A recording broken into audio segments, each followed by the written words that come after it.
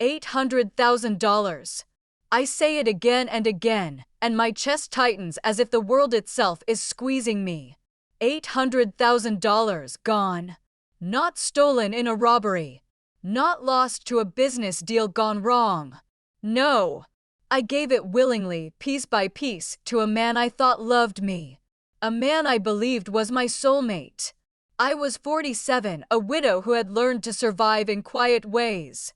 My life was orderly, careful, and practical. I had a modest home, a small garden I adored, and savings I had built slowly over the years. Love was not something I chased anymore. Loneliness was my only companion, and even that had become predictable, like the rhythm of a clock. Then he appeared. Prince Adewale. He called me his queen in the first message. I laughed at first. It sounded ridiculous. A man claiming to be an African prince, sending messages to me across the ocean.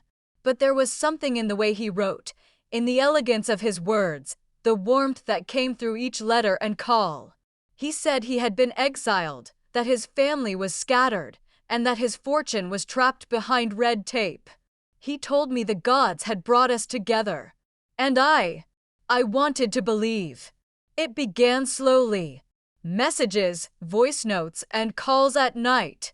Always at night, so that my heart would be caught alone in the dark, thinking of him. He never showed his face.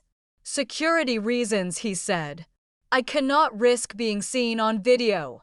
But his words painted images vivid enough to fill my imagination. I could see him, hear his voice, feel his longing. The first request for money came like a whisper. A small transfer, $5,000 for a lawyer, he said, to release his funds. I hesitated. My heart screamed caution. My head whispered reason. But then he wrote a paragraph about love, destiny, and our future. The paragraph was a hook, sinking into my chest. I sent the money. That small transfer opened the floodgates. Each time, he found a new reason. An official had been imprisoned. A minister demanded a fee. Gold needed to be released. I sent $20,000, then $50,000. I sold stocks, dipped into inheritance, mortgaged part of my house. Each time, I rationalized it as helping a man I loved, a man I could not bear to disappoint.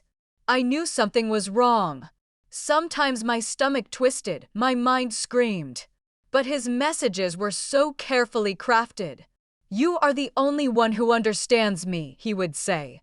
And my heart, desperate for connection, overrode logic. Love is a solvent.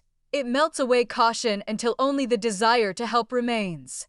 By the time I realized the sum was nearing $800,000, I was trapped. My accounts emptied. My safety nets gone. My daughter's future hanging by a thread. And yet, I continued, because stopping meant admitting I had been duped, and that truth felt unbearable. Then came the moment of revelation. A casual comment from a friend, a photograph on Instagram. I saw him. Not the man I had imagined, but a young model, his images stolen and recycled across dozens of fake profiles. Prince Adewale was a mask. A costume. A voice hiding behind screens and lies. The betrayal hit like a punch to the chest. $800,000. My life's work. My inheritance. All gone. I felt hollow, ashamed, humiliated.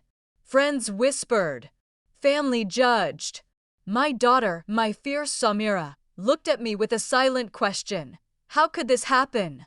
My answer was simple, but painful. I loved him. But despair gave way to anger. I refused to let him think he had destroyed me completely. If he thought I was weak, he had underestimated me. My rage became my weapon. I would not just be a victim. I would hunt him, expose him, and make the world see the fraud for what it was. I spent months researching. Sleepless nights tracing aliases, emails, accounts. I connected with other victims. I joined forums where women like me shared stories and strategies. I learned the language of scammers, middlemen, shell companies, fake lawyers. Slowly, I pieced together a map of his empire of deceit. Then I created my own trap. I built a persona, a wealthy widow, vulnerable but enticing, and reached out. He fell for it. His voice, once commanding and smooth, now fumbled. He asked for transfers, for minor fees, for the usual lies. I played along, recording every word, every transaction, every slip. I contacted investigators, journalists, anyone who could help dismantle him. We traced his network, uncovered his confederates, and exposed the web of fraud he had spun across countries. Step by step, we dismantled his kingdom. Finally, the day came. He was arrested in a hotel far from any palace, far from any grandeur he had claimed. His network crumbled. His aliases were exposed. And when his picture appeared on screens, showing a man no more than ordinary, the world saw the predator hiding behind the prince's mask. I did not get back all my money. I did not recover the lost years of dignity. But I did get revenge, justice, and closure. The man who stole from me would now spend time behind bars, thinking about every life he ruined, every tear he caused. I became more than a victim.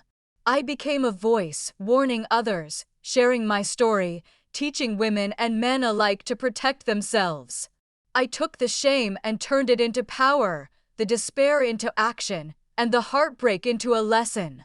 Now, when I look at my daughter, when I see her eyes bright with hope, I know that what I lost was devastating, but what I gained was far greater.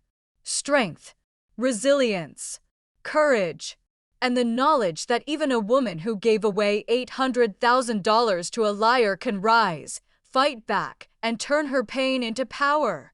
This is my story. Not just of loss, but of awakening. Not just of heartbreak, but of rage transformed into justice. Not just of betrayal, but of triumph. Let my story be a warning. Love can be beautiful, but predators wear crowns too. And a queen, even one who has been broken, can rise again.